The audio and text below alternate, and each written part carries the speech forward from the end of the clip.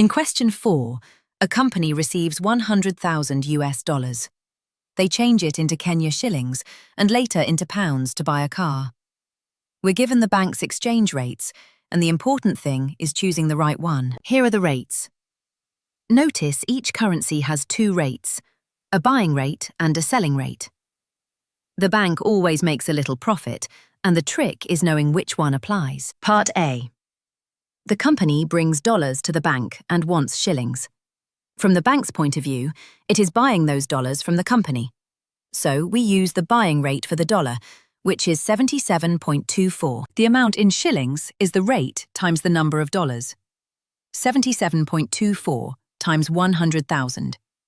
That comes to 7,724,000 shillings. Part B. Now the company wants pounds to buy the car. This time the bank is selling pounds to the company, so we use the selling rate for the pound, which is 122.27. To go from shillings to pounds, we divide by the rate. 7,724,000 divided by 122.27. That gives 63,171.7. To the nearest pound, that is 63,172 pounds. So remember the key idea.